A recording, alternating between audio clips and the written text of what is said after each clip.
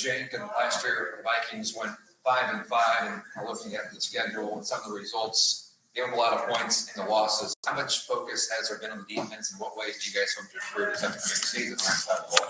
I think the way for us, I've been such a focus on defense. It's more been a focus on how do we get stronger across the board to be competitive with better teams in our conference, and that's been our mindset since last November when we kicked off our off season.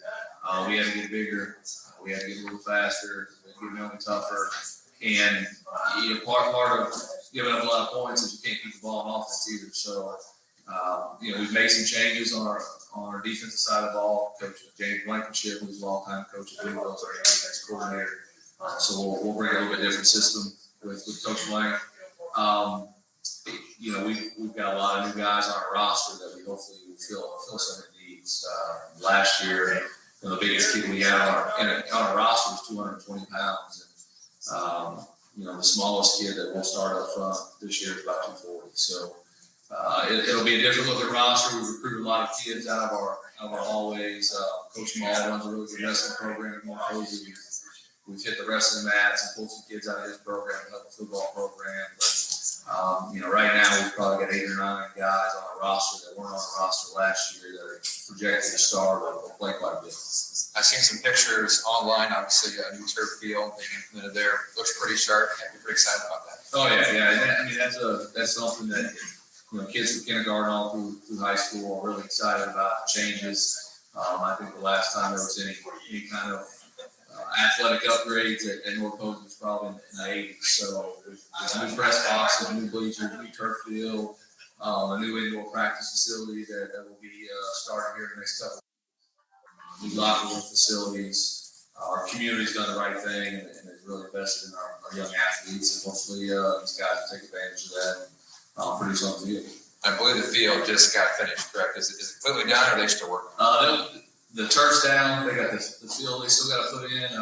They told me they would be packed up and out there on Wednesday. So just in time for us to kick off official practice next week. I have to imagine a lot of your practice will be on the turf. Will it take some getting used to? You think? Will there be a big difference? Yeah, it'll take a little bit to get used to. We do a lot of our scrimmages this summer. A lot of it's been on turf. Our kids have played on turf. Some of our conference schools already have it, Southern and Southridge. So, not as different as it used to be, back when we were playing. But it definitely takes some getting used to. It'll be a lot easier on our coaching staff. No more painting lines and doing all that stuff. So it'll be nice. All right, questions from the media? Coach, one piece that helps to have back is a 1,000-yard rusher in Zach. Just what does he bring to the table, and what do you need to do? Well, Zach, first thing with Zach, he's not a very big guy, but he's put on about 12 pounds of good weight in the offseason. He's a lot stronger than he was last year. And Zach really didn't come to us until about mid-July last year. We finally talked him into coming out and playing. And about week 5, he became our full-time starter. So the majority of those 1,000 yards came, the last 5 games of the year. He's not missed a workout since November. He's been there all summer. I think he gets the system a lot better now than what he got last year. Rather than him asking what he's supposed to be doing, he's telling some of the other guys what to do. So last year he was just relying on pure athleticism and doing his own thing. I think this year he really gets what's going on with football. And, we expect a big year out of him. And, in all honesty, he rushed for 1,000 yards behind a very below average, probably O-line. We've got a really good tight end that we've talked into coming out this year. We've got 2 kids who transferred in, both over 260 pounds on the O-line. Our tight end's bigger than any offensive lineman we had last year. So I think you'll see Zach's going to put up bigger numbers this year, partly a result from the hard work he's put in the offseason, but also with a much improved front 6 up front. And Zach, now you're in year 2 after coming out pretty late last year. Just how more comfortable are you, and just how do you feel like this team is progressing? I think we're pretty. I think with the bigger kids, bigger line, I think we'll be a lot better. Our hard work. I've got with all the practices we've had. I think it plays a lot better. I think our whole team really plays a lot better. And Johnson, how do you see this team coming together? Because 5-5 record last year, but coach mentioned some improvements need to be made. I think we got all the pieces this year. We got a lot more fight than we had last year. We're starting to come together really strong this last few weeks of summer. Coach, you're also the AD, and all the talk this summer was realignment. Just how do you feel like? What was it like being in the middle of all that and trying to piece all that together? But what was best for North Posey? Oh, well, it was a challenge. First of all, being the AD, and then when you go into the AD meetings and you're talking about football, a lot of that gets directed at you as the football coach too.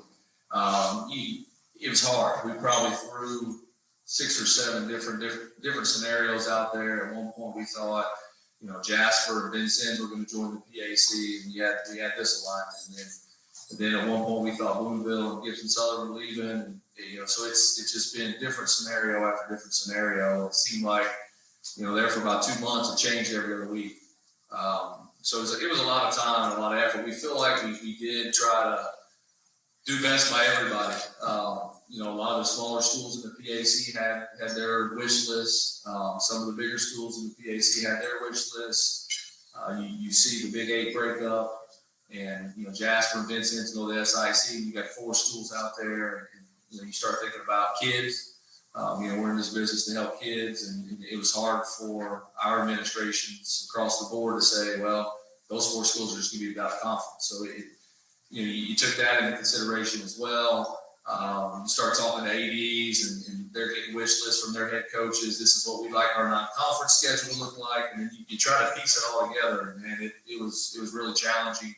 We're still working out a few kinks, but I think at the end of the day, we have a pretty exciting future in our conference.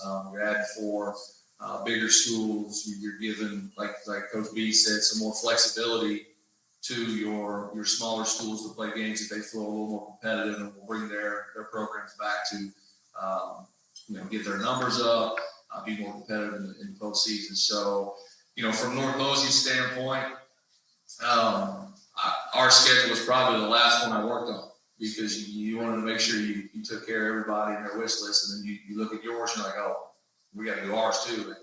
But I like our schedule. I think it cuts down a little bit on some travel. I think it creates some opportunities to bring in some bigger games and to have bigger crowds. For instance, for us, week 2 next year, we'll be playing Princeton going forward.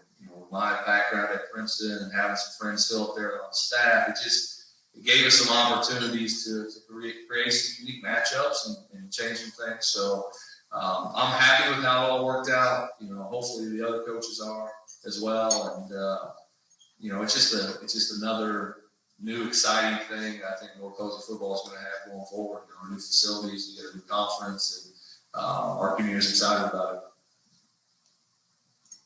All right, that concludes the session for North Posey Vikings. Thanks, guys, and best of luck.